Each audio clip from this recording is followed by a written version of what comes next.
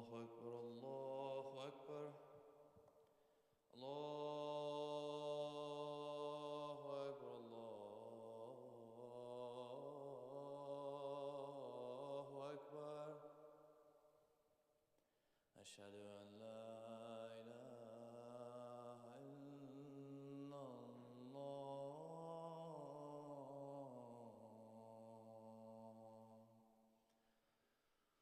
أشهد أن لا إله إلا الله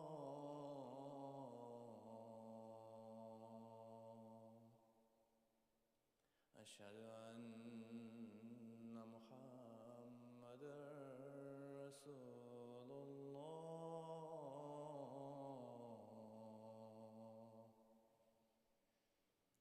أشهد أن محمدًا رسول الله أشهد أن عليًا حجة الله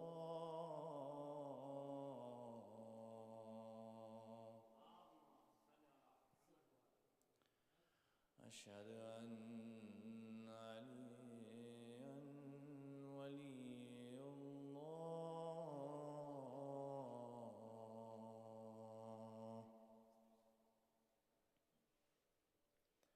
حي على الصلاة حي على الصلاة حي على الفلاح حي على الفلاح حي على خير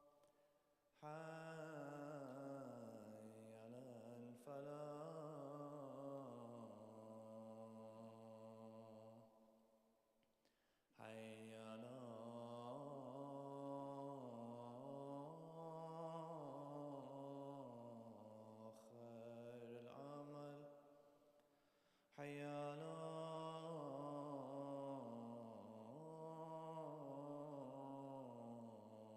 خير العمل الله أكبر الله أكبر لا إله إلا الله لا إله إلا الله إن الله وملائكته يصلون على النبي يا أيها الذين آمنوا صلوا عليه وسلموا تسليما صل على محمد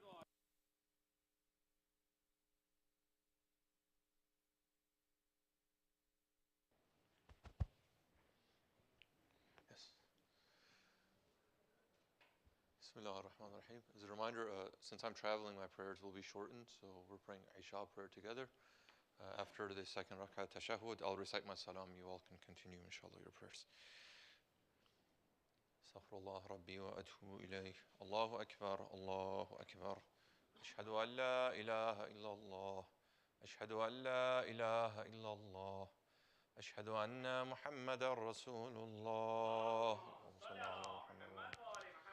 أشهد أن محمدًا رسول الله صلى الله عليه وآله وسلم أشهد أن عليًا حجة الله عليه الصلوات الله حي على الصلاة حي على الصلاة حي على الفلاح حي على الفلاح حي على خير العمل حي على خير العمل قد قامت الصلاة قد قامت الصلاة الله أكبر الله أكبر لا إله إلا الله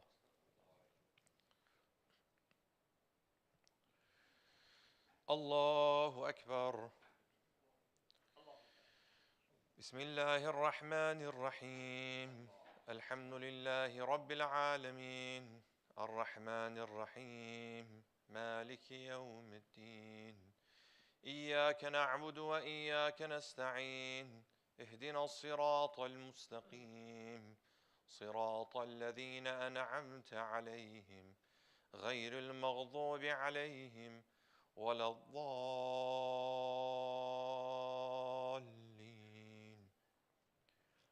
بسم الله الرحمن الرحيم.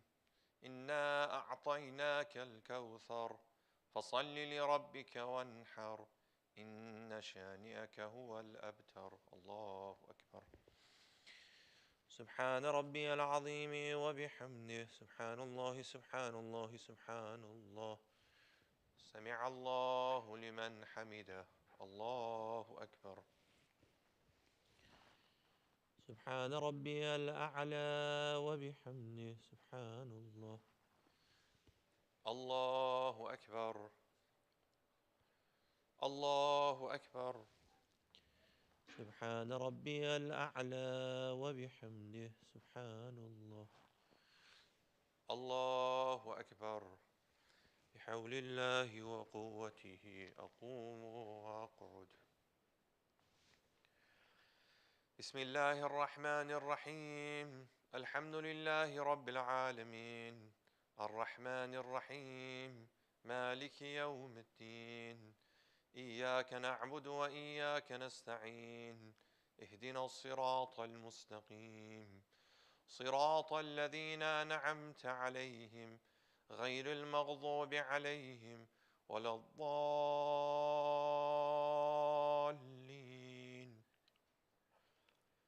بسم الله الرحمن الرحيم. قل هو الله أحد الله الصمد لم يلد ولم يولد ولم يكن له كفوا أحد. كذلك الله ربنا. الله أكبر. اللهم صل على محمد وآل محمد وعجل فرجهم. ربنا هب لنا من أزواجنا وذرياتنا قرة أعين وجعلنا للمتقين إماما. ربنا وجعلنا مسلمين لك ومن ذريتنا أمة مسلمة لك برحمتك يا أرحم الراحمين. الله أكبر. سبحان ربي العظيم وبحمده سبحان الله سبحان الله سبحان الله. سمع الله لمن حمده. الله أكبر. سبحان ربي الأعلى وبحمده سبحان الله. الله أكبر. الله أكبر. سبحان ربي الأعلى وبحمده سبحان الله سبحان الله سبحان الله. رب صل على محمد وآل محمد. الله أكبر. الحمد لله. أشهد أن لا إله إلا الله وحده لا شريك له وأشهد أن محمدا عبده ورسوله. اللهم صل على محمد وآل محمد. السلام عليك أيها النبي ورحمة الله وبركاته.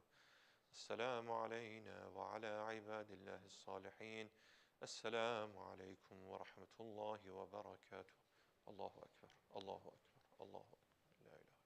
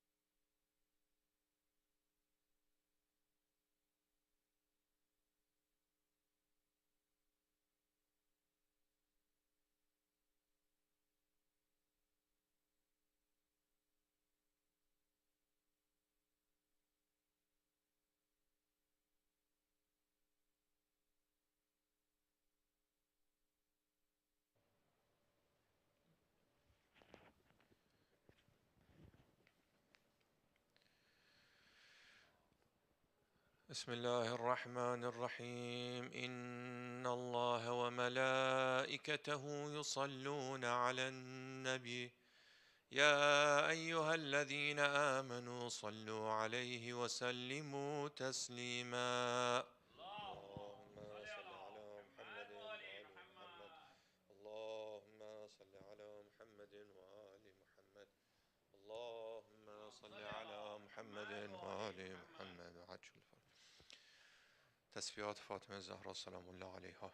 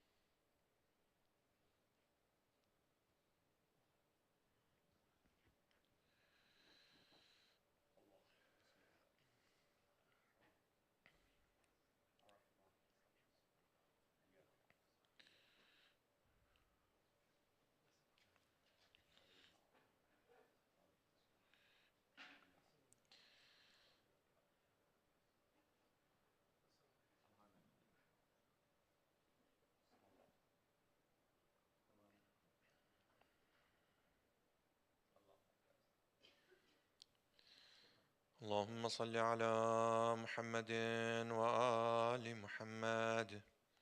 بسم الله الرحمن الرحيم. اللهم إنه ليس لي علم بموضع رزقي، وإنما أطلبه بخطرات تخطر على قلبي، فأجول في طلبه البلدان، فأنا فيما أنا طالب كالحيران، لا أدري في سهل هو أم في جبل، أم في أرض أم في سماء، أم في بر أم في بحر، وعلى يدي من ومن قبل من، وقد علمت أن علمه عندك وأسبابه بيدك، وأنت الذي تقسمه بلطفك وتسببه برحمتك. اللهم فصل على محمد وآله، واجعل يا ربي رزقك لي واسعا، ومطلبه سهلا، ومأخذه قريبا، ولا تعنني بطلب ما لم تقدر لي فيه رزقا، فإنك غني عن عذابي وأنا فقير إلى رحمتك. فصل على محمد وآله، وجد على عبدك بفضلك، إنك ذو فضل عظيم. صلوات.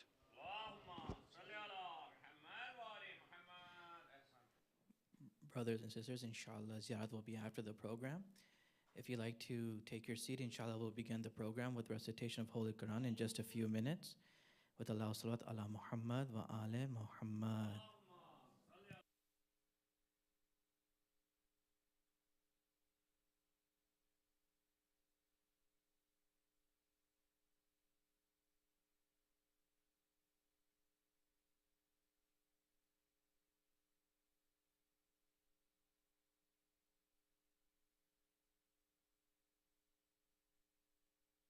Muhammad wa ale Muhammad salawat.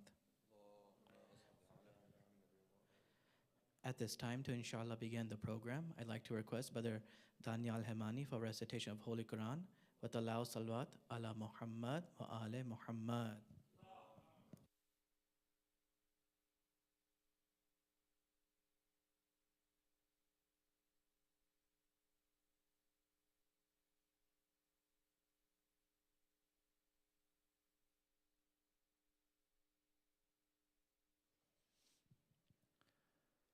أعوذ بالله من الشيطان الرجيم. بسم الله الرحمن الرحيم. سبح اسم ربك الأعلى الذي خلق فسوى والذي قدر فهدى والذي أخرج المرعى فجعله غثاء أحوى سنقرئك فلا تنسى إلا ما شاء الله إنه يعلم الجهر وما يخفى ونيسرك لليسرى فذكر إن النفعة الذكرى سيذكر من يخشى ويتجنبها الأشقى الذي يصلى النار الكبرى ثم لا يموت فيها ولا يحيا قد أفلح من تزكى وذكر اسم ربه فصلى بل تؤثرون الحياة الدنيا والآخرة خير وأبقى إن هذا لفي صحف الأولى صحف إبراهيم وموسى صدق الله العلي العظيم صلوات.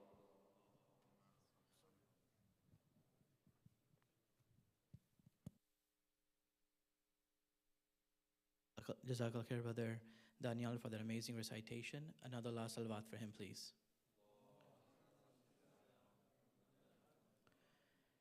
Inshallah, to continue the program, I'd like to request Brother Nayani for recitation of poetry with the loud salawat ala Muhammad wa ale Muhammad.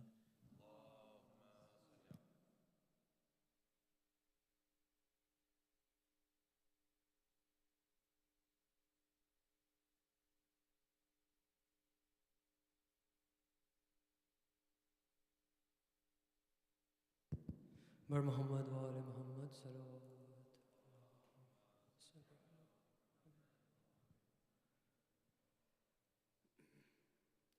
خوشنودی امام زمانہ بلندتر صلوات. اللہم صلی علی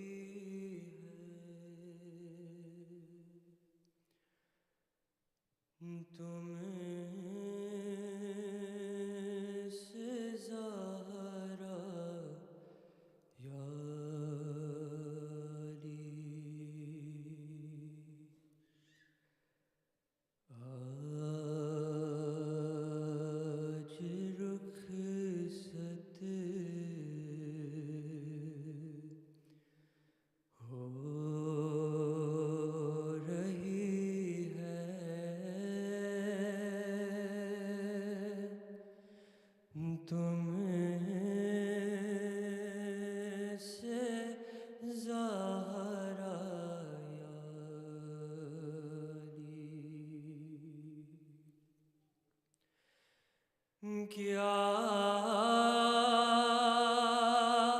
کہوں دل میں خیال آتے ہیں کیا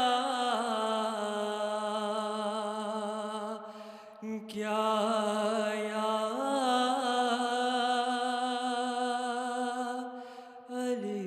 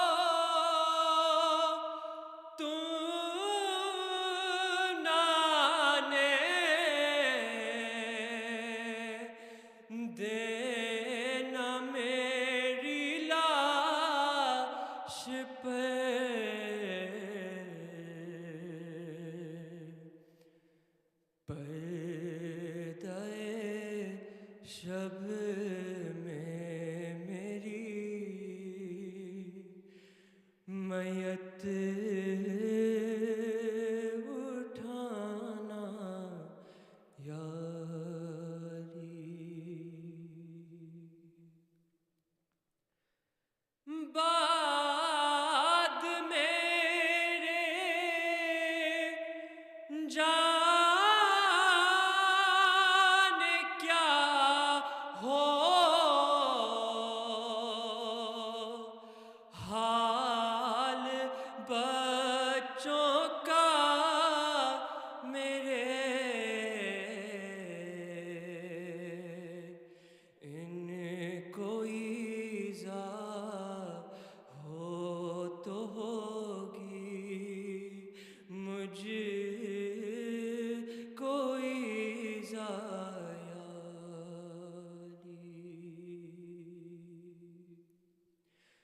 علی۔ جانتے ہیں آپ یہ نازوں کا پالا ہے حسین، جانتے ہیں آپ یہ نازوں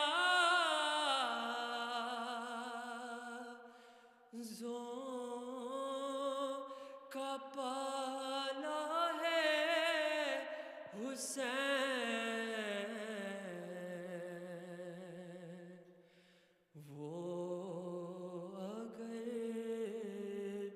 روئے دلاسا اس کو دینا یا علی۔ کیا کہوں دل میں خیال آتے ہیں کیا کیا یا علی۔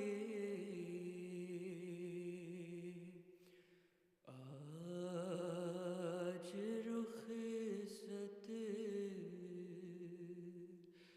ہو رہی ہے تم سے زہرا یا علی۔ بر محمد وآل محمد صلی اللہ علیہ وسلم۔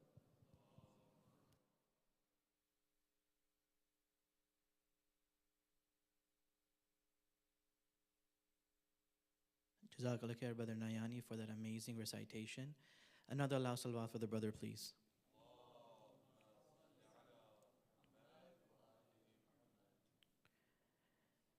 Respected Sheikh, elders, brothers and sisters of faith, Assalamu alaikum. Condolences to the Imam of our time for the tragedy that befell his holy grandmother, the Lady of Light, Bibi Fatima Zahra alayhi salam.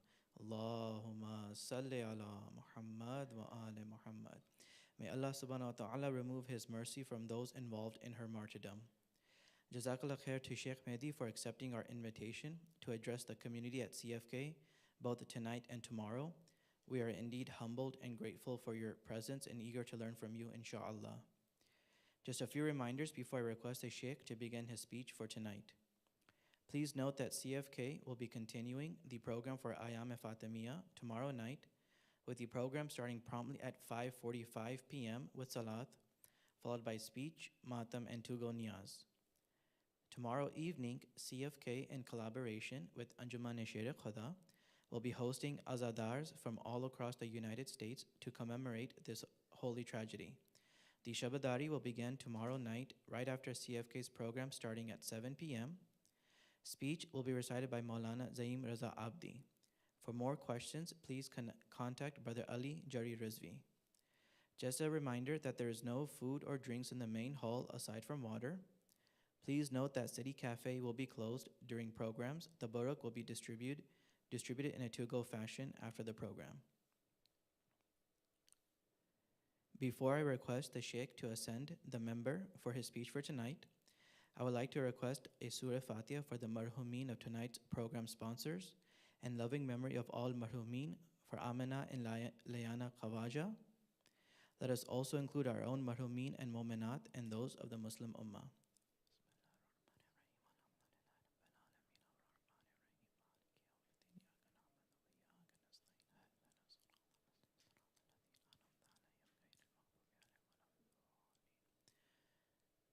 At this time, I'd like to request for the Sheikh to please ascend the member for his speech for tonight, and request the brothers and sisters to please move as close to the member as possible, as there's a lot of space at the front, to inshallah make it a commemorative night. With Allah salawat ala Muhammad wa ale Muhammad.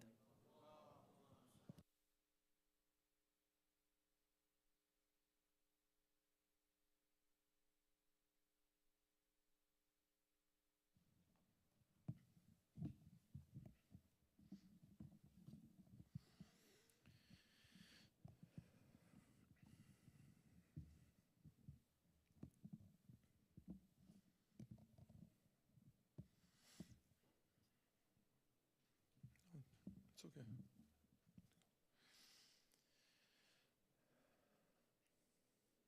أعوذ بالله من الشيطان اللعين الرجيم بسم الله الرحمن الرحيم الحمد لله رب العالمين ثم الصلاة والسلام على أشرف الأنبياء والمرسلين أبي القاسم المصطفى محمد اللهم صل على محمد وعلى محمد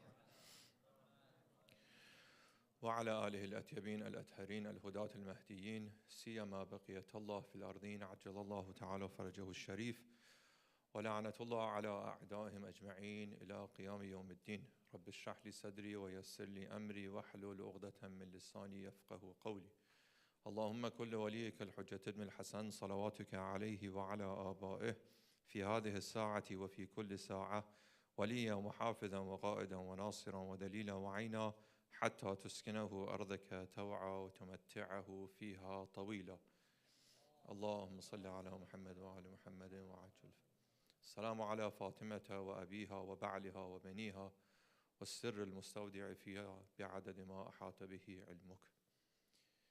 Dearest brothers and sisters, mu'mineen, mu'minat, assalamu alaikum jami'an wa rahmatullahi wa barakatuh. I begin by expressing my condolences, first and foremost, to the Imam of our time. May Allah hasten his reappearance. To all of you, mu'mineen, mu'minat, inshallah, the best of followers of the Ahlul Bayt, the lovers of the Ahlul Bayt, undoubtedly, on this grand tragedy of the martyrdom anniversary of Lady Fatima Salamullah alayha. Lady Fatima is an incredibly complex individual, and she's a bit of a mystery. Her story is a bit of a mystery. Her life is a bit of a mystery.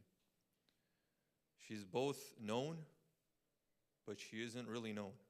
She's both in history, but she's also concealed from history. She's both in society, but she's also covered from society. So in trying to not just understand, but to take example from an individual like this, a person really has to ensure that they are focused and that they're able to put together a number of different pieces to create a picture. Now, her being a mystery means that despite our best attempts to try and create a holistic picture, we will fall short, because that's what a mystery is. You know, there's something that you and I just can't seem to fully understand. And we may say, and correctly so, that all of the Ahlul Bayt alayhimus salam are somewhat of a mystery. Sure. Only Allah subhanahu wa ta'ala, the Prophet, peace and blessings be upon him, and those who have been entrusted with that knowledge maybe understand fully, can appreciate fully who they are, what they are, their existential capacities, their responsibilities, the duties that they've been given.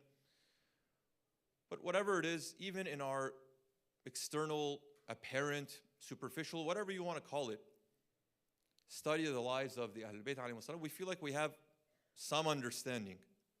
When you look to the life of this Imam and that Imam, you say, I know. And so because of that, I consider myself to be a follower of theirs. Because if something or someone is mysterious, how can you follow them correctly? They're a mystery. You go here, they're not there. You go there, they're not there. You see them, you follow them, all of a sudden they're missing. So Lady Fatima Salamullah alayha is obviously a personality that serves as a central role in this larger system of the imamat and the wilayat. As much as the imams are a hujjah upon us, that means the divine proof upon us for us to be able to look to for guidance, for emulation, for following. We have in reports that Lady Fatima salamuallah alayha serves as the proof or the hujjah upon the imams. Now, whether this is legislative, whether this is some sort of a spiritual position, whatever it is, it speaks to Lady Fatima having some sort of position in the kernel of this divine station and this divine obligation and this mystery. So whatever is the mystery of the imam or the wilaya, however deep and rich that is, at the crux of that, the kernel of that is what? The mystery of Lady Fatima salamullah alayha. And so we as muhibbeen, as Shia inshallah, what we're trying to do is we're trying to best understand who and what these people were so we can fully appreciate them, or at least to our capacity. Now with Lady Fatima salamullah alayha, alhamdulillah, we know some things about her life. But one of the reasons why she is a figure that we may not be able to appreciate as much as we want or we wish is because not only was she really not in public all that much, she was present but not in public, and so maybe not a lot has been recorded from her or about her, but also she didn't live a very long life. And especially her life after the death of her Prophet, peace and blessings be upon him, was not very long. And so the reports that we have of her life after that is a few months. And so during the life of the Prophet, peace and blessings be upon him, though she is a central figure, obviously most of the attention is going to be on who? On the Prophet, peace and blessings be upon him. And so after the death of the Prophet, you can say, okay, well, who is he survived by? The larger ummah? And who is this Ahlul Bayt? Now you only have a few months to try to best figure out who is this Fatima salamullah alayha. So we're left with this challenge. Now, someone may say, okay, well, brother, with this presentation, clearly we can't know enough, we don't know enough, so we should despair, and what can we do? Well, there are a few things to do. For a simpleton like myself, the things that I do know, or the things that I have heard, there's so much richness and depth there, I have to make sure that I don't just very easily gloss over that. For example, all of your children that attend madrasa, Saturday school, Sunday school, Islamic school, whatever, and they receive education about the Ahlul Bayt alayhimus salam, at least what they learn is what? Their name, their parents, where they lived, when they were born, when they died. Say the details of a person's, let's say, they say passport details. And in that, one thing that they add is what? The alqab. These are the titles, the epithets, the nicknames. And so Lady Fatima salamullah alayha has many of these alqab. Now, when you look at a figure like this and you see alqab 1, 2, 3, 4, 5, 6, one may think that, oh, okay, it was kind of like you're saying, a nickname. Everyone called them a different thing. Just like I call my daughter, my son, my cousin, my father by a nickname. But the nicknames of these people are not just, whimsical. They're not just a way that people communicate with them as their secret. No, it was a reflection of who they truly were. And so even in these titles, what we're doing is we're learning a lot about them. And then what we can do is we can take this and use it as a key, an interpretive key to then revisit what we know about their lives, to help us better understand who they were and what they did and what they stood for. So you all know many names of Lady Fatima salamullah alayha. Tonight I just want to focus on one of them, and possibly tomorrow night too, just on this one name. That nickname of Mubaraka. One of the nicknames of Lady Fatima salamullah alayha was Mubaraka. And I say, what is Mubaraka? Who is Mubaraka? What does it mean? Blessed. Okay, it means blessed, simple as that. Obviously she was an important person. God loved her, Allah loved her, she loved Allah, so she's blessed. Done. Let's move on to the next fact, the next issue, And now you run the risk of losing so much to be said about this one name. I'm going to attempt to just begin to open this idea and explain how, not just her in her life specifically, but by having this name, she's teaching the larger Muslim ummah, but especially a group of people that are aspiring to be followers of hers, how they should be governing their life and how they should be approaching the different complexities of life. And for us, even on the ground, let's say in this geography, in this community, in this jama'ah, whatever you want to call it, there is a lot of direct, tangible, practical, as you call it, instruction. Who is Mubarak and what is Baraka? The Quran speaks about this idea in a number of different places. If you look at the meaning of the word, you put it in translation, what is Baraka? What is Mubarak? Generally, linguists will collect a few meanings. One meaning is for there to be some sort of an abundance, an increasing of something. And the second thing that exists there is an element of stability. A strong, some sort of a foundation to support. And so, Baraka, as understood in the Islamic imagination, in the Quranic imagination, which is important for us, is some type of a divine support that provides and results in some sort of increasing or an abundance.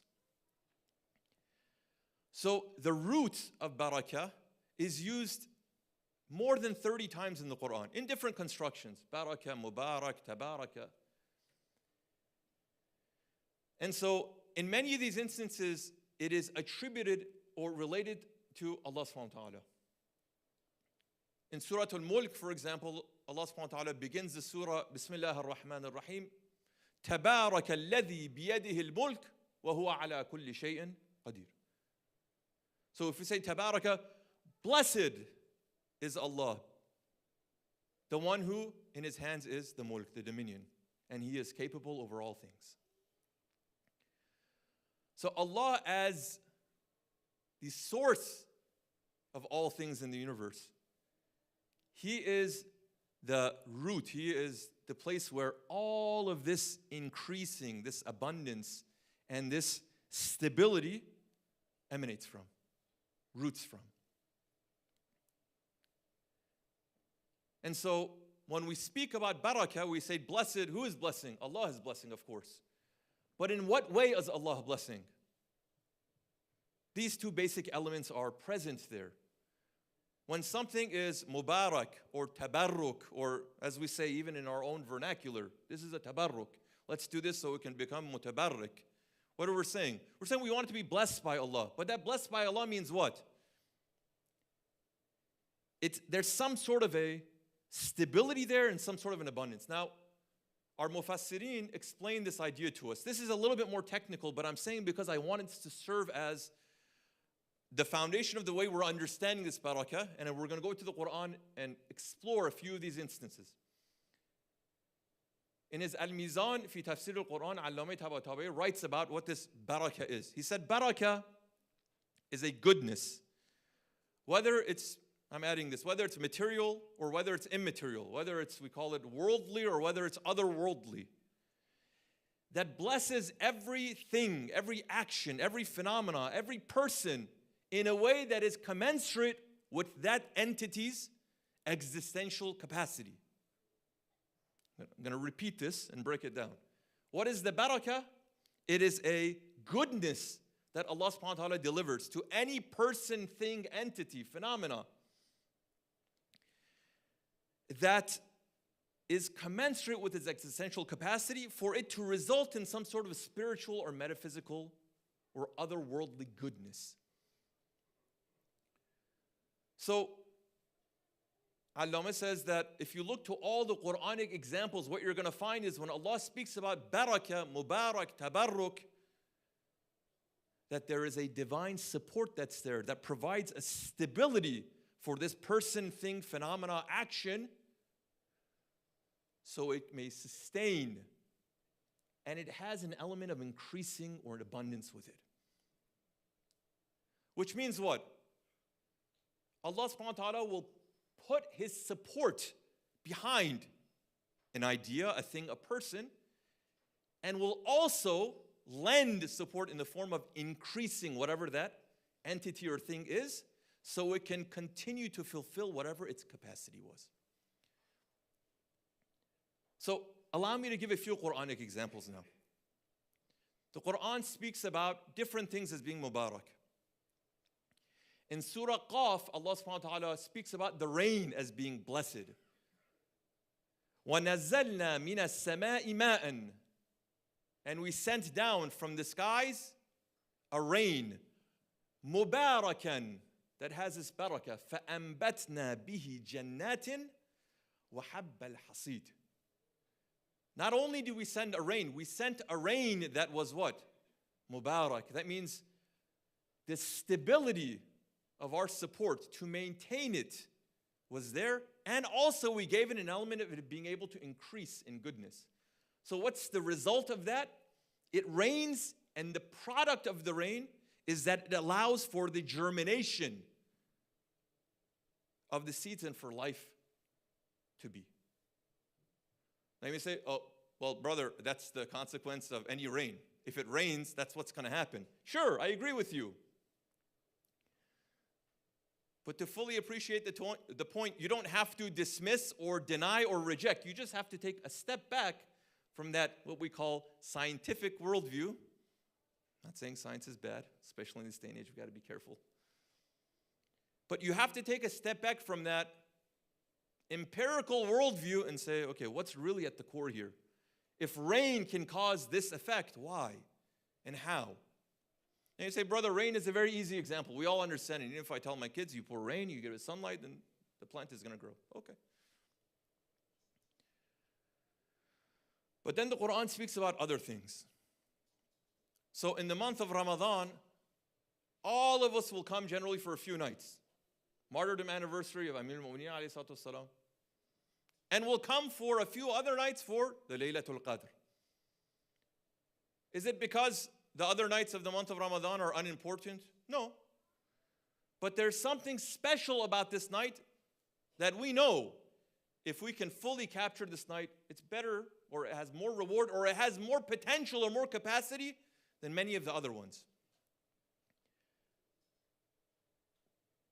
The Quran tells us, Hamim wal kitab al-mubin inna anzalnahu fi laylatin mubarakah inna kunna mundirin.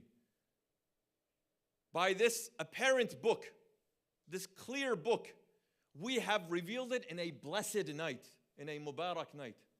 Inna kunna mundirin. Surely we have been warning. So this blessed night, Allah tells us in Surah Al-Qadr, Inna anzalnahu fi laylatil qadr. So this laylatil qadr is laylatin mubarakah. وَمَا أَدَرَاكَ مَا لَيْلَةُ. You can't, what do you know about what laylatul qadr is? What do you know about what this mubarak is? What do you know about what this barakah is? How can you even understand it? Let me try and explain it for you. Laylatul qadri khayrun min alfi shahr. That this night of qadr, this night of destiny, this night of ordainment, this night of power, whatever you want to call it, is better than 1,000 months. That means we have supported it, we have blessed it in such a way that it has capacity for you to realize a potential in that one night that is superior or more efficacious than 1,000 months. It doesn't mean other nights are bad. It just means we have put a special privilege on this night. And so with a single night, we can deliver the force and the outcome of 1,000 months, of a lifetime. And so because of that, some of our scholars help us better understand what this barakah may mean when they come and they mine the ayahs of the Quran. They say barakah, one way of understanding barakah is that when Allah subhanahu wa ta'ala blesses something, though that thing may be small in number, it will be abundant in its impact. It will be powerful in its impact. It will be efficacious in ways that things that are much more in number will not be able to compete with. So I'd like us to use this now as an additional way of looking at how the Quran speaks about barakah, and think about how Lady Fatima is a manifestation of a blessed individual. She is Mubarakah. So we say maybe not large in amount, but large in its impact, in its footprint. So this night of Qadr is one night, but it has the impact of 1,000 nights. Another example the Quran speaks about is certain locations, certain places. Masjidul Haram is a place that Allah has blessed. Inna awwala baytin wudi'a lin-nas lalladhi bi Bakkata mubarakan wa hudan lil alamin. When Allah speaks about the Masjidul Haram, it says the first house to be set up for mankind is the one at Becca. It is Mubarak, it is blessed. So you go to the Rawayat, they tell us that a person who performs one prayer there, 2 rak'at of prayer there, in some accounts they say it's 100 times more valuable, you can say, or has more blessing. In some instances, 1,000 times, 10,000 times, even in some reports, 100,000 times. 2 rak'ah is worth 100,000 rak'ah. Does it mean that I should pray once there and not anywhere else? No. But what is it teaching? It's saying that we have provided for you as a privilege a geography, a sacred space on earth that you may use it as leverage to amplify the effects of your actions. See, this is in the language of our younger folk, like a cheat code.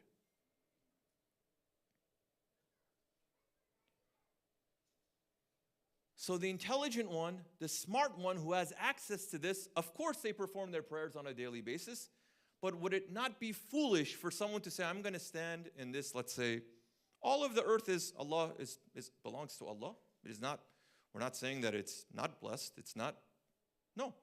But if someone says you can pray here and you can have this result, this impact, but you can pray here and you can have 100 times, 1,000 times, 10,000 times, 100,000 times the impact, why would a person suffice to only performing the action here, though? Of course, they would use leverage to be able to maximize the outcome.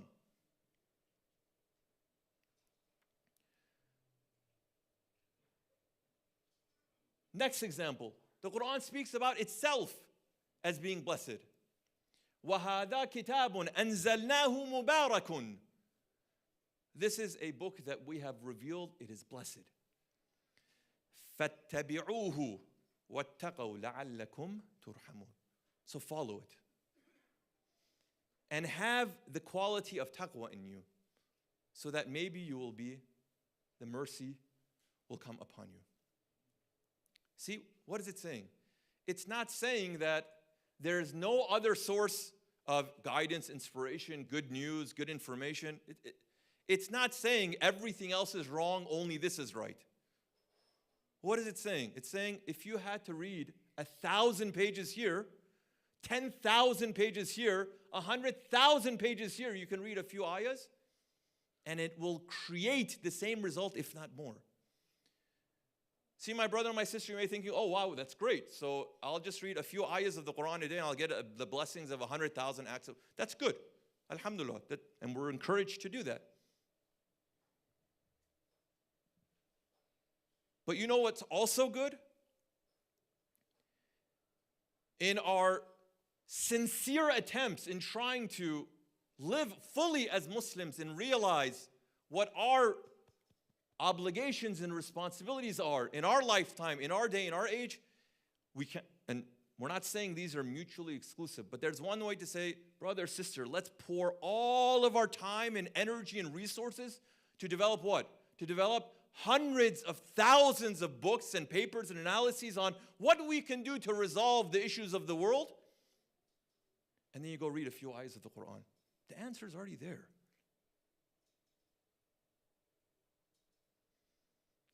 No one's going to say, oh, well, you know, what a fool. You went and studied and learned and did research. No one's going to say that. No one's going to blame you. But there is an opportunity, and there's probably a time for reflection of what happened. You're being told you have a resource here that should you understand how to leverage it, you'll have 10 times, 100 times the amount of impact. See?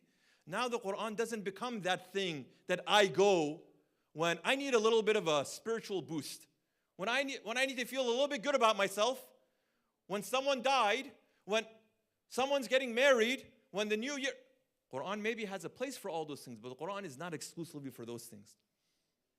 Quran is what? Quran is a manual for you and I and all of us collectively to understand what should we be doing to live fully as Muslims and be able to be good contributors to the world that we're living in. All of you, I'm sure, have anxieties and uncertainties and concerns. What direction is the world heading in? How many of us are picking the Quran to mine a strategy? Someone as weak faith as I may say, brother, please, now is not the time for these things. Come on, we need to be serious now. And maybe I'm paraphrasing a little, maybe no one is, audacious enough to speak that way, but we could say it's the unspoken. I'm speaking about someone like myself. Brother, the world is moving in a very dangerous place.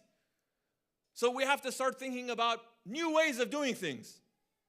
Maybe we should really put all of our efforts to create the strongest lobby possible and I don't know, maybe. But unless and until we've understood how to leverage the force of the Quran, I don't know how long you all are planning to live. I don't think I'm going to live longer than 70, 80, 90, maybe 100 years old. I'm going to die, for sure. I'm not going to be able to live 10 lifetimes to figure out, how this story should end or doesn't end, or maybe the next time we do. The Quran is already telling us there.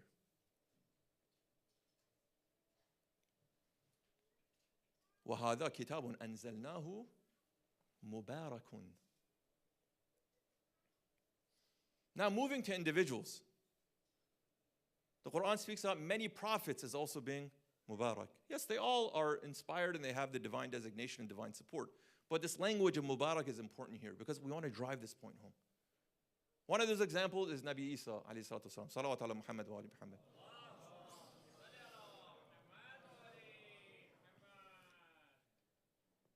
We all know the story of Nabi Isa alayhi salatu wasalam, his immaculate birth, and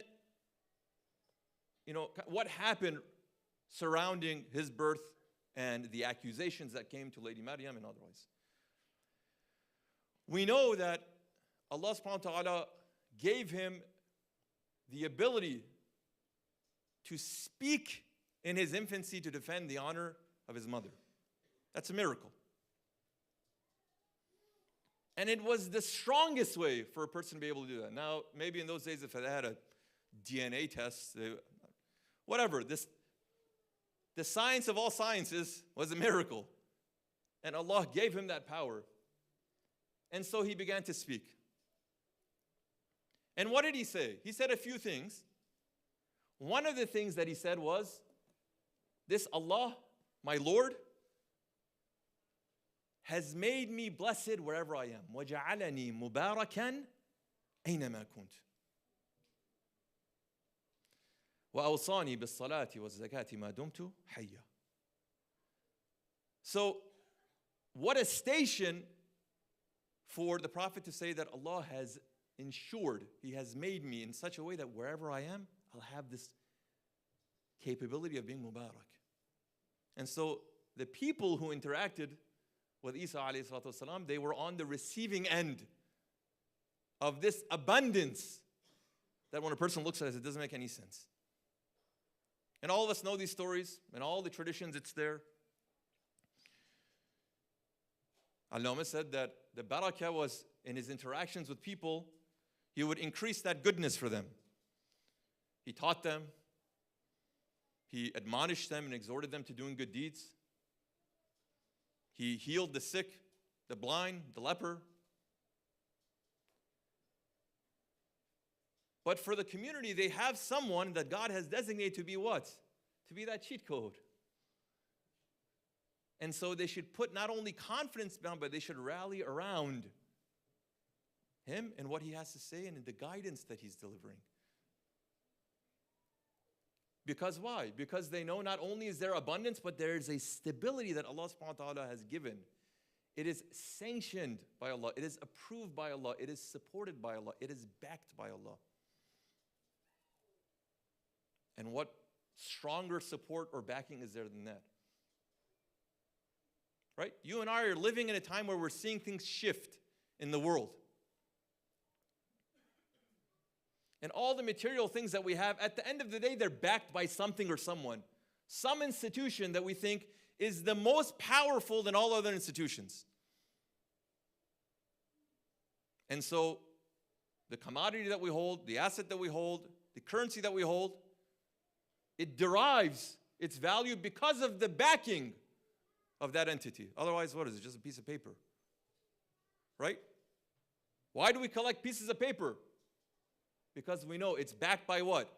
The most powerful and influential government in the world. Okay, no problem.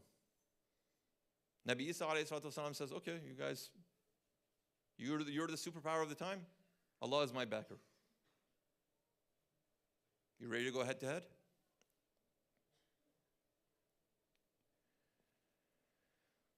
So all the Anbiya, you can see this kind of language is used. Until you come to our Prophet, peace and blessings be upon him, and the Ahlul Bayt alayhimu salam. This language is used to help us understand that there's something unique and special here. You may get things in other places, but you'll never get what you'll find here anywhere else.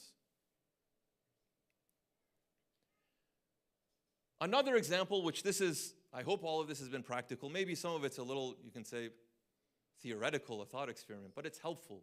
My brother and my sister, strong practice is derived from strong theory.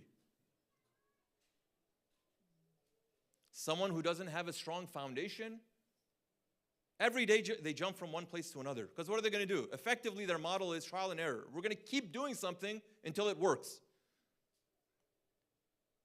In some ways, it's like playing the lottery.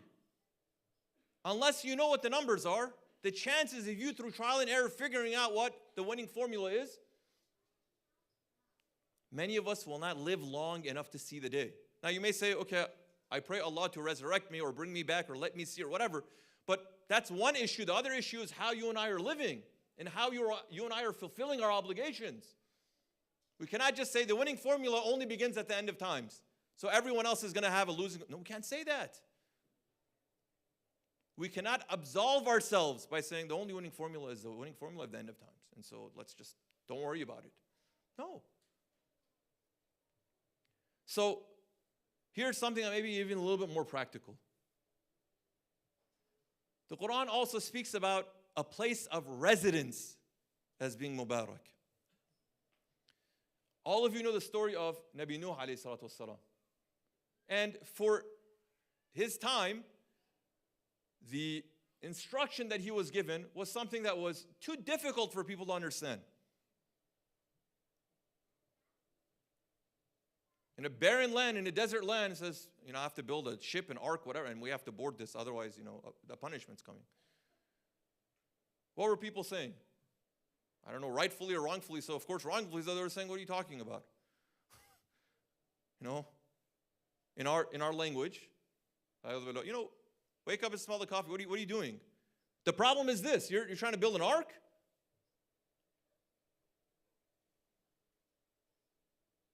These are the issues of the day. Well, your mind is where?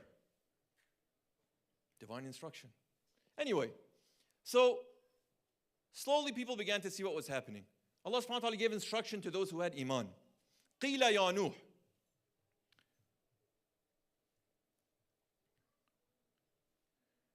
When they were going to arrive after that, Allah gave them instruction of how they should descend. But even before that, when they were embarking on it, فَإِذَا اسْتَوَيْتَ أَنْتَ وَمَنْ مَعَكَ عَلَى الْفُلْكِ, says when you and those who, the few that believed, that accepted around you, when you all embark on this ark, when you settle on the ark, فَقُولْ, say this. So they were instructed, الْحَمْدُ لِلَّهِ الَّذِي نَجَّانَا مِنَ الْقَوْمِ الظَّالِمِينَ. All praises to Allah that saved us from an oppressive peoples.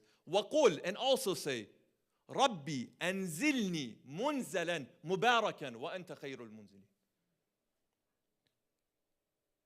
Oh Allah, you have saved us from this oppressive people, so now settle us where? Settle us in a place that is blessed. and indeed you are the best of settlers. إِنَّ فِي ذَلِكَ لَآيَاتٍ وَإِن كُنَّا لَمُبْتِلِينَ. And surely in this are signs. And indeed we are the ones who test the people. So Noah is instructed, you're going to get on this ark and a storm is going to come. And you don't have control of where it's going to land. But the dua that you should make is, Allah, land it in a place that is blessed. Blessed meaning what? The divine support is there. The divine stability is there. That even when there are little things and little resources, it creates an abundance. Allah places there. So what happens? When they were getting to the point of landing, قِيلَ, it was said, يَا نُوحْ اهْبِتْ بِسَلَامٍ مِنَّا وَبَرَكَاتٍ عَلَيْكَ وَعَلَىٰ أُمَمٍ مِّمَّنْ مَعَكَ. You're landing now. When you disembark in peace and with barakah upon you and upon those who accompanied you. وَامْنٌ سَنُمَتِّعُهُمْ ثُمَّ يَمَسُّهُمْ مِنَّا عَذَابٌ أَلِيمٌ. Nations who we shall provide for, then a painful punishment from us shall befall them. So blessings upon you and the nations that were with you. So what is it doing? It's setting up a basic strategy of where a person wants to reside, whether it's coupled with a divine punishment or not. The instruction is this: make dua that Allah settle you in a place that is blessed. Now see, my brother and my sister, let's take a moment to reflect now. I know we're coming shortly on the end of our time for tonight.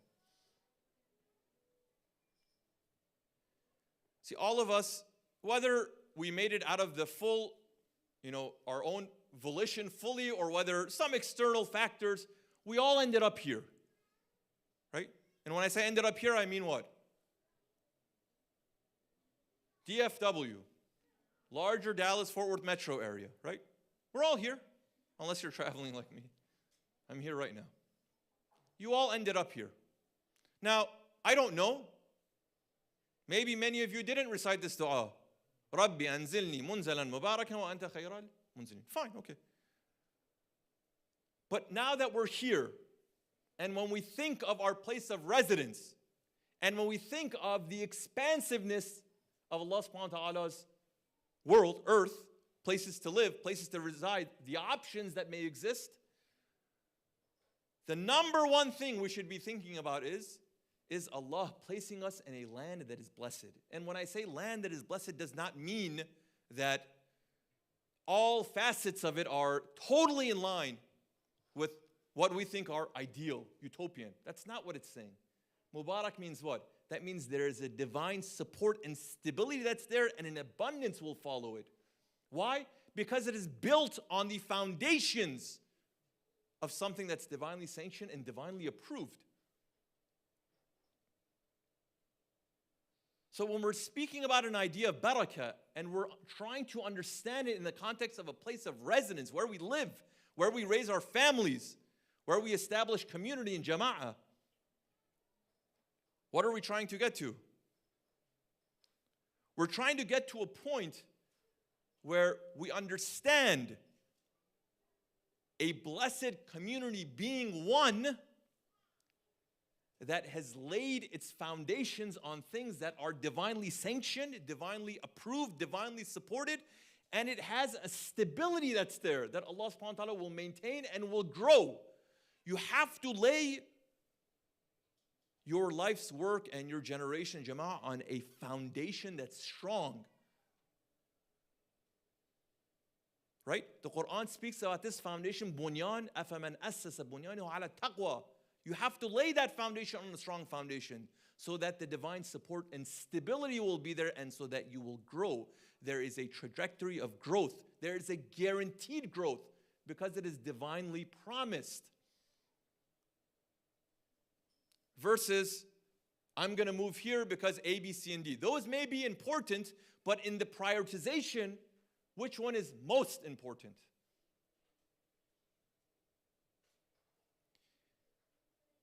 And so as a point of reflection, when we are choosing or have chosen somewhere to live, how much are we realistically thinking about either the foundation that exists or the foundation that we are creating through the divine support, that it is Mubarak? Brother, what does Mubarak mean? Should I go to somewhere that will ensure that myself and my family will prosper? Yes, but depending on what you mean by prosper.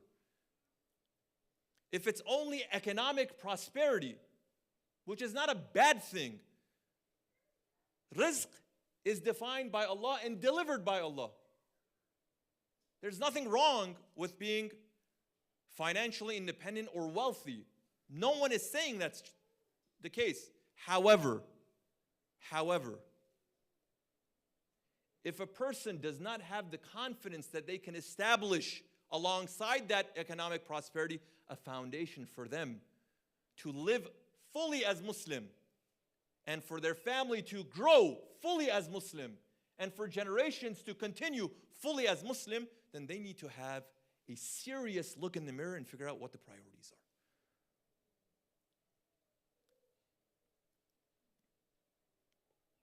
All these things, brothers, you know better than I.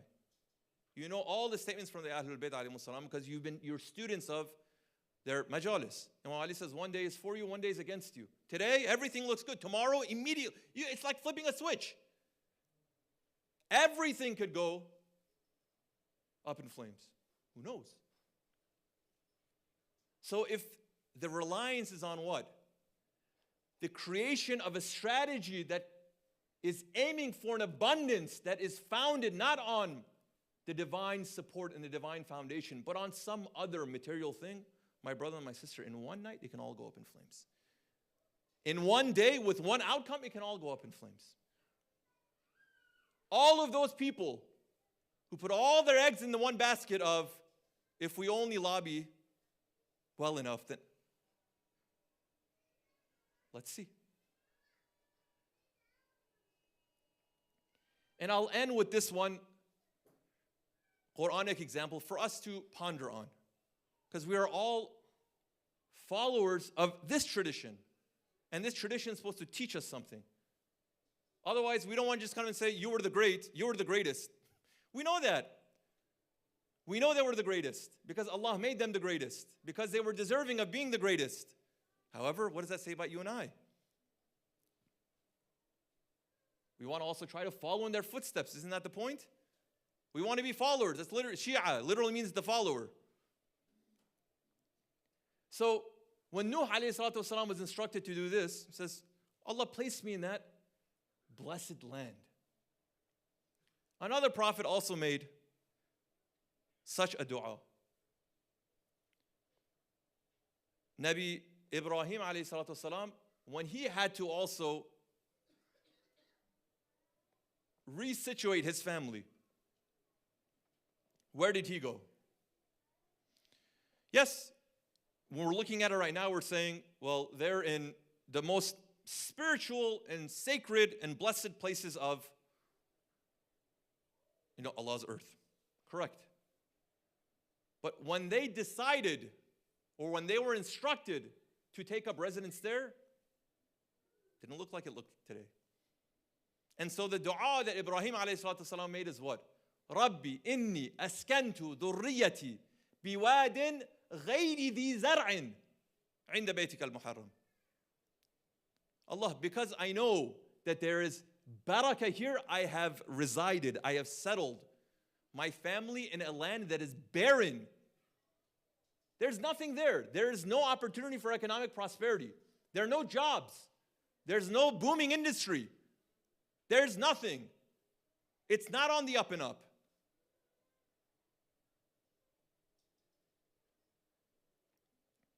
Yes, it's a sacred land, but maybe if someone doesn't fully appreciate that, Allah forgive me for using, but maybe it's in the middle of nowhere.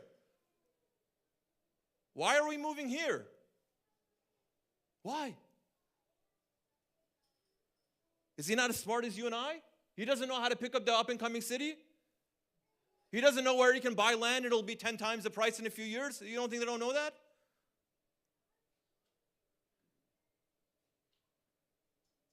إني أسكنت ذريتي بواد غير ذي زرع عند بيتك المحرم ربنا ليقيم الصلاة. Why? For them to establish salah, to establish the foundation of prayer. فَاجْعَلْ أَفْئِدَةً مِّنَ النَّاسِ تَهْوِي إِلَيْهِمْ. So make at least, I'm going to call it a critical mass of people, have their hearts be soft towards them. وَارْزُقْهُ مِنَ الثَّمَرَاتِ, and give of them your divine sustenance. لَعَلَّهُمْ يَشْكُرُونَ, so that hopefully they'll be thankful to you, Allah. So to summarize, my proposal here is not for us to choose the most economically disadvantageous place and say we're all going to settle there. We're going to buy 500 acres, 1,000 acres, 100,000 acres, and we're all going to go live in some commune. No. However,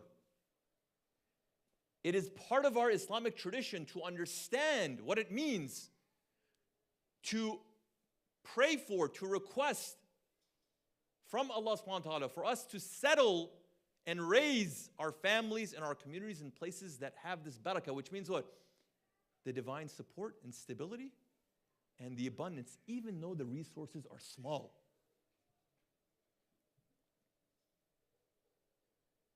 That requires a level of iman beyond just a level of financial forecasting.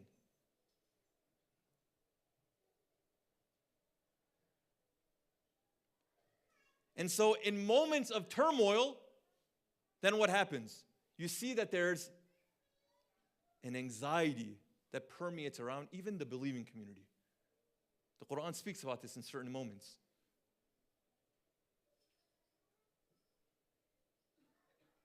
This was the moment where the hearts of the believing community shake.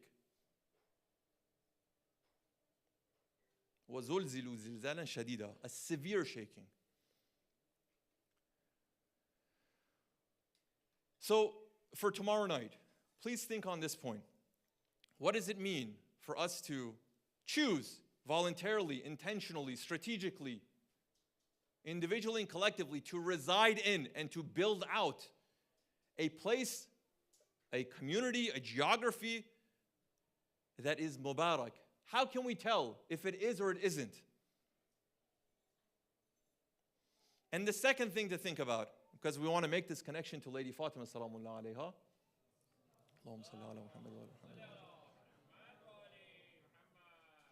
Is if barakah means to have the divine stability and the divine support and abundance along with it, what does it mean for Lady Fatima to be this mystery, number one? And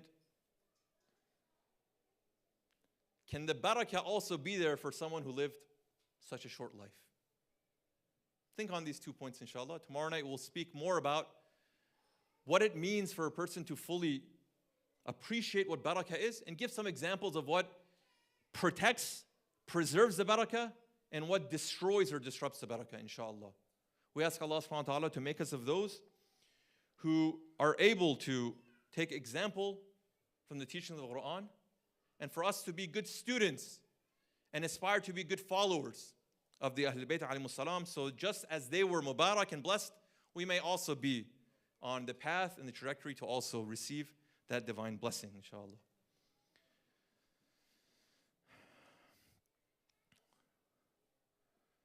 Sallallahu alayki ya Fatimatu Zahra.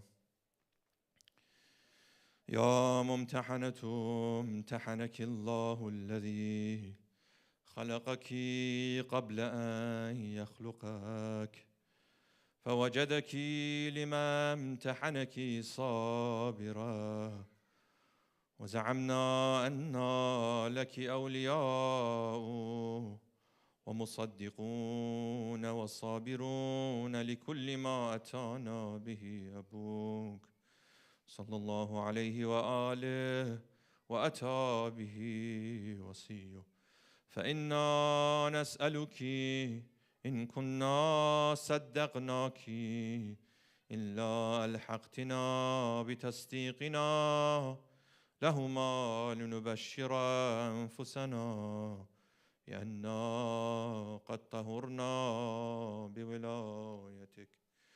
السلام عليك أيتها الصديقة الشهيدة السلام عليك أيتها الرذية المرضية. السلام عليك أيتها المظلومة المغصوبة. السلام عليك أيتها المضطهدة المقهورة. يا فاطمة, you were the light of the eyes of your beloved father Rasulullah sallallahu alayhi wa alih. You were the light of the eyes of Amir al-Mu'mineen.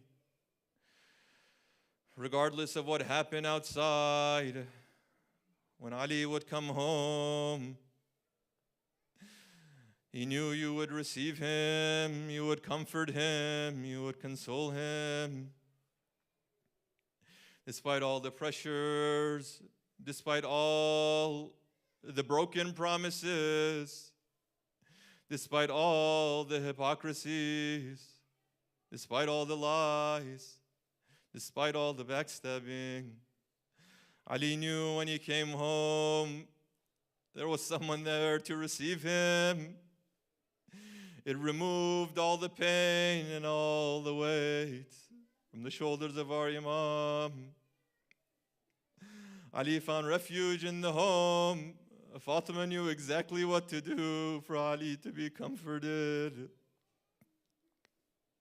Especially in those difficult days after the demise of the Holy Prophet sallallahu alayhi wa alihi.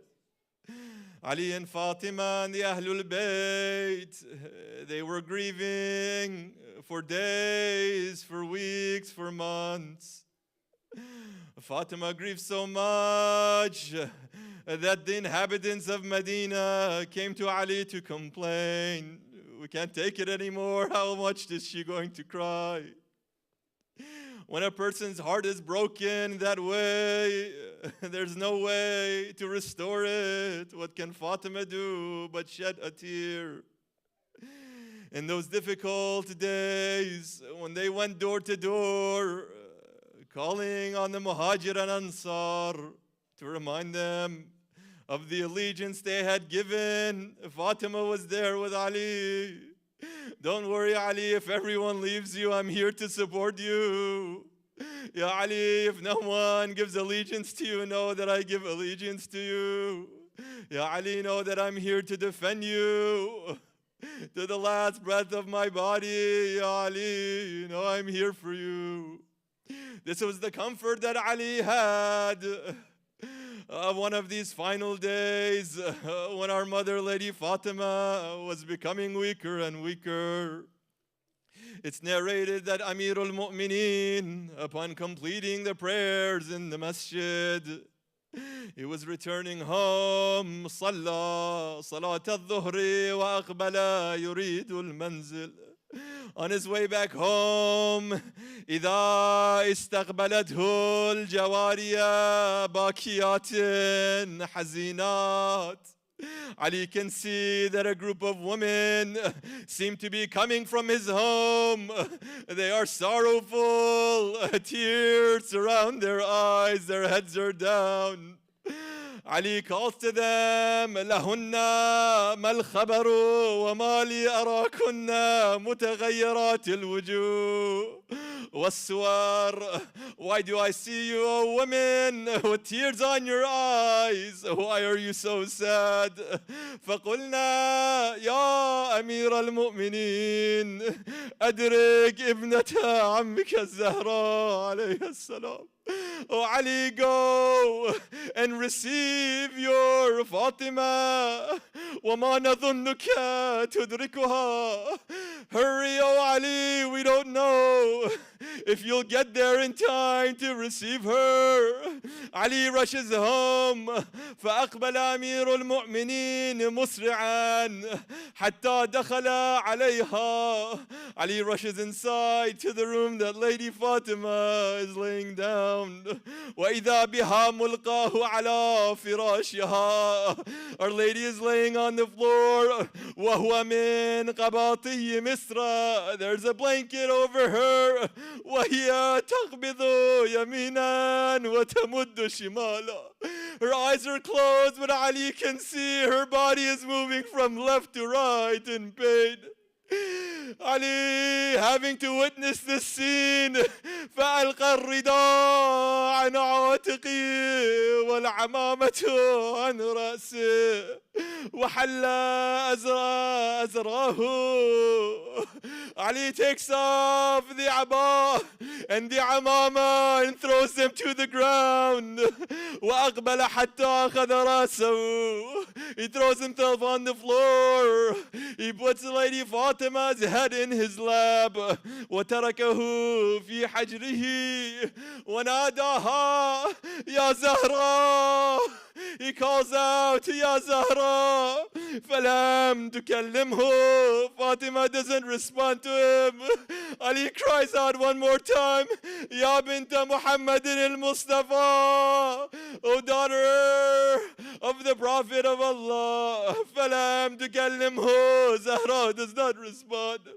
فناداها يا بنت من حمل الزكاة من طرف ردائي وبذلها على الفقراء. O Fatima, O daughter of the one who would give sadaqah to the people from his abba. Film تكلمه. Zahra does not respond.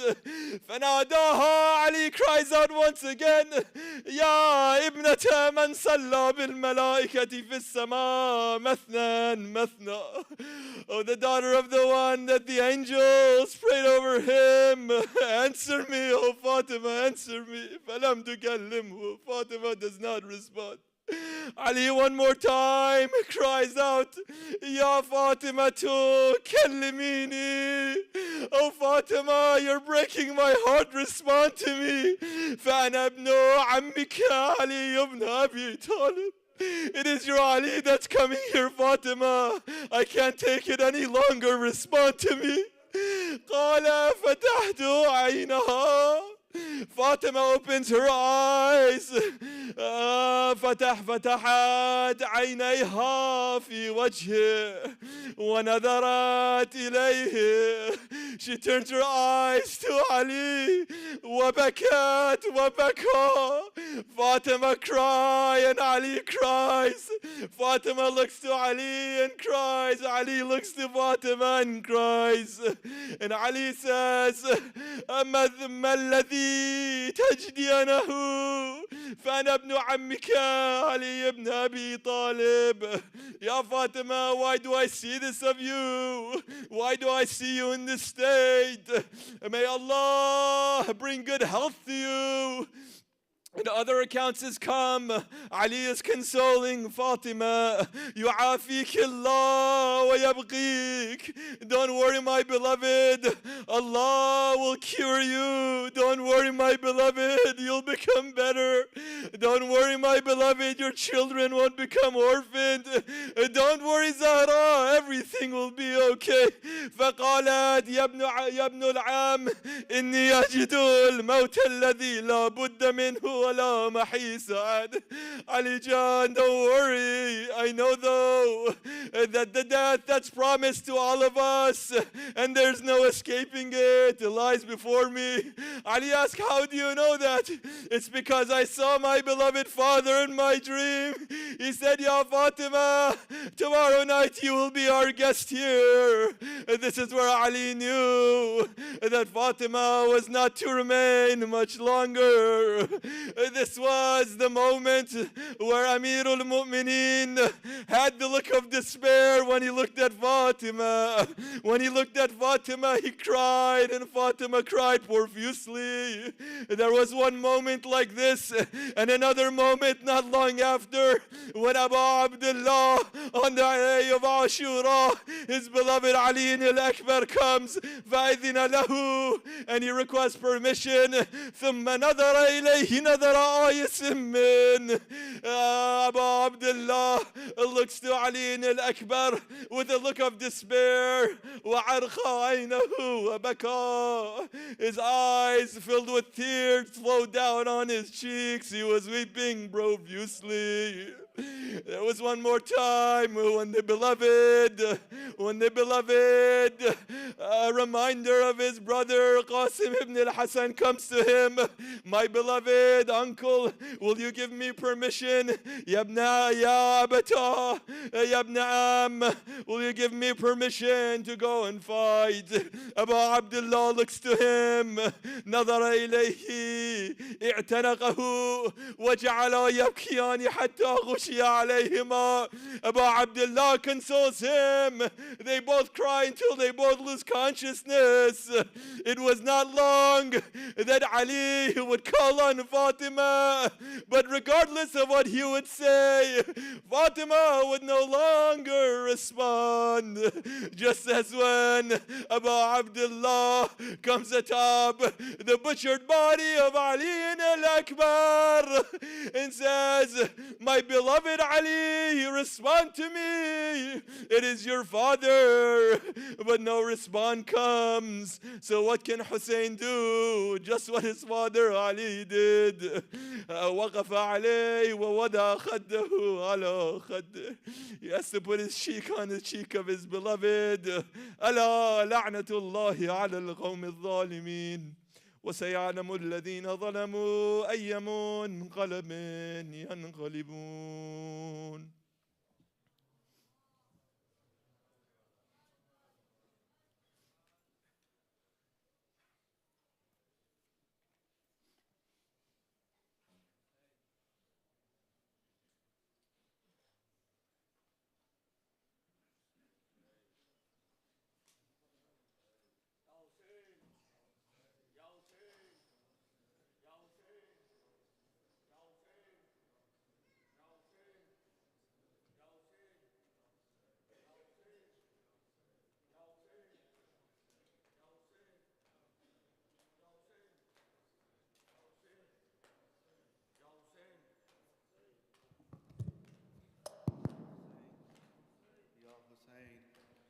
Ya Hussein, Ya Ali,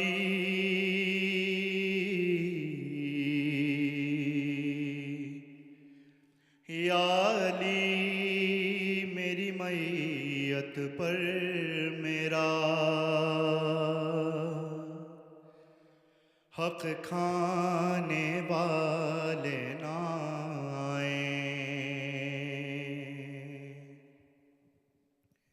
یا علی میری میت پر میرا حق کھانے والے نہ آئیں.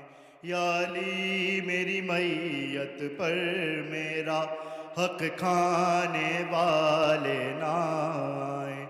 دربار میں تیری زہرا کو, دربار میں تیری زہرا کو جھٹلانے والے نہ آئیں. یا علی میری میت پر میرا حق کھانے والے نہ آئیں. یا علی میری میت پر میرا حق کھانے والے نہ آئیں. یا علی میرے بابا ہر لمحہ جس در کو چوما کرتے تھے, اس در کو جلانے والے اور اس در کو جلانے والے اور جلوانے والے نہ آئیں. یا علی میری میت پر میرا حق کھانے والے نہ آئیں. یا علی میری میت پر میرا حق کھانے والے نہ آئیں. یا علی میری حسرت تھی تم کو بابا کے ممبر پر دیکھوں, ہے تیری جگہ اس ممبر پر, ہے تیری جگہ اس ممبر پر, آ جانے والے نہ آئیں. یا علی میری میت پر میرا حق کھانے والے نہ آئیں یا علی میری میت پر میرا حق کھانے والے نہ آئیں یا علی پہلو بھی شکستہ ہے بالوں میں سفیدی چھائی ہے زہرا کو تیری اس حالت میں زہرا کو تیری اس حالت میں پہنچانے والے نہ آئیں یا علی میری میت پر میرا حق کھانے والے نہ آئیں یا علی میری میت پر میرا حق کھانے والے نہ آئیں یا علی سب اہل سقیفہ کو پیغام میرا یہ دے دینا بابا کے پاک جنازے پر بابا کے پاک جنازے پر نہ آنے والے نہ آئیں یا علی میری میت پر میرا حق کھانے والے نہ آئیں یا علی میری حق کھانے والے نہ آئیں یا علی میرے محسن پر گریا حق تھا میرا جو چھین لیا یا علی مجھے مرتے مرتے بھی یا علی مجھے مرتے مرتے بھی تڑپانے والے نہ آئیں یا علی میری میت پر میرا یا علی میری میت پر میرا یا علی زینب کی آنکھوں میں مجھے خوف دکھائی دیتا ہے گردن میں تیری ہے تنگ رسن گردن میں تیری ہے تنگ رسن پہنانے والے نہ آئیں یا علی میری میت پر میرا یا علی میری میت پر میرا یا علی میری میت کو چھپ کر تاریکی میں دفنا دینا رونے کے لیے مجھ پر مجھ کو رونے کے لیے مجھ پر مجھ کو رلوانے والے نہ آئیں یا علی میری میت پر میرا یا علی میری میت پر میرا حق کھانے والے بر محمد و آل محمد صلوات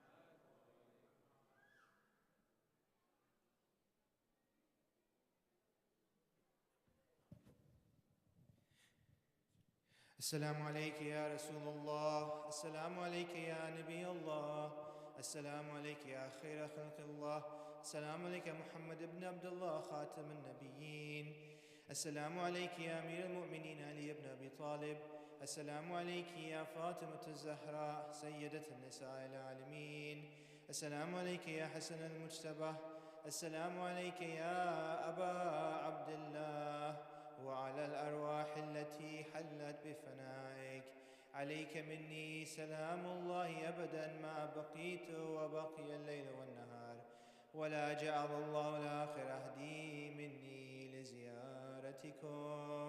السلام على الحسين وعلى علي بن الحسين وعلى أولاد الحسين وعلى أصحاب الحسين. السلام عليكم يا أئمة المسلمين، علي بن الحسين ومحمد بن علي وجعفر بن محمد وموسى بن جعفر وعلي بن موسى ومحمد بن علي وعلي بن محمد والحسن بن علي. السلام عليك يا مولانا يا صاحب العصر والزمان، السلام عليك يا خليفة الرحمن، السلام عليك يا إمام الإنس والجان، عجل الله تعالى مخرجك وظهورك، وجعلنا من أنصارك وأعوانك. السلام عليكم جميعا ورحمة الله وبركاته.